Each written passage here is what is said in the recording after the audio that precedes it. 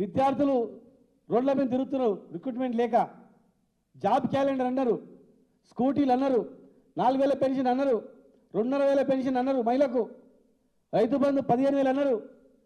చివరకు మీరు గుర్తుపెట్టుకోండి, మీరు అట్లనే మోసపోయి ఓట్లు వేస్తూ పోతే రేపు కరెంటు మీటర్లు వస్తాయి, వ్యవసాయ మీటర్లు వస్తాయి, నీళ్లు మొత్తం మళ్ళీ కట్టుకునే ప్రాజెక్టులు ఎండిపోయి ఉంటాయి, మళ్ళా పూర్వ పరిస్థితి వస్తుంది.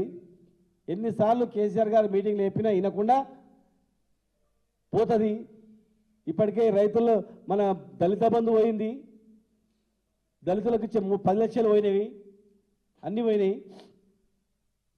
ఒక్క ఇల్లు కట్టలేదు అంటారు. మళ్ళీ పోయిన పల్లెకాడ నుంచి హెలికాప్టర్లో కనబడుతుంది ఎన్ని ఇండ్లు ఉన్నాయో, అటు జడ్చర్లలో కానీ ఇటు మహబూబ్నగర్లో కానీ. మీరు కట్టిన ఇల్లు కనబడతాయా, మేము కట్టిన ఇల్లు కనబడతాయా చూస్తే అర్థమవుతుంది.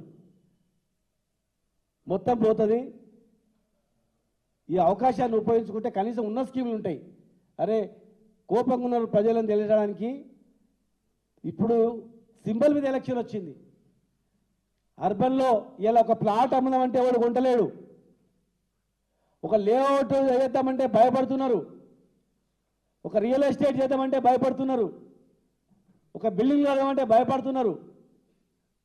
ఒక 3-4 మంత్రులు ఇదే పనిలో ఉన్నారు. మంత్రులంతా కూడా మంత్రుల మీద ఎమ్మెల్యేలే ఫిర్యాదు చేస్తున్నారు, మంత్రుల మీద కాపాటి ఎమ్మెల్యేలే కోర్టుకు వెళ్తున్నారు, మంత్రుల తీరు పట్ల వాళ్ళే తిడుతున్నారు. ఒక మంత్రిని దింపడానికి ఇంకో మంత్రి ప్లాన్ చేస్తున్నారు, ఇంకో మంత్రిని దింపడానికి ఇంకో మంత్రి పేపర్లలో టీవీలలో ప్రచారాలు చేస్తున్నారు. సభ్య సమాజం తలదించుకునే రీతిలో మంత్రుల మధ్యలో పోటీతనంతో కాంట్రాక్టర్ల దగ్గర కకృతులు పడి పైసల దగ్గర పంచాయతీ వచ్చి ఒకరి మీద ఒకరిని దిగదర్చడానికి ఐఏఎస్లని మహిళలను కూడా చూడకుండా అందరు లాగుతున్నారు. అందులో ఇలా ఈ ప్రభుత్వం తీరు చూసి దేశంలో ఉన్న ఐఏఎస్ ఆఫీసర్లు అరే ఆ మహిళలు పనిచేయాలంటే భయపడుతున్నారు. తెలంగాణ ఇజ్జత్ పోతుంది.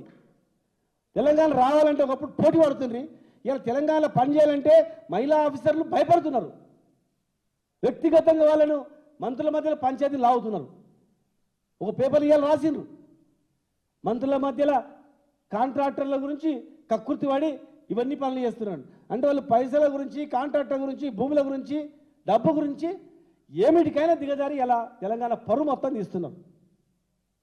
మాకు ఎందుకు బాధ అనిపిస్తుందంటే మేము తెలంగాణ గురించి జైళ్ళలో పోయినాం, కొట్లాడినాం, తెలంగాణ తెచ్చుకున్నాం. కేసీఆర్ గారి నాయకత్వంలో తెలంగాణ 10 ఏళ్ళు బాగు చేసుకున్నాం, జిల్లాను ఒక స్థాయికి తీసుకెళ్ళి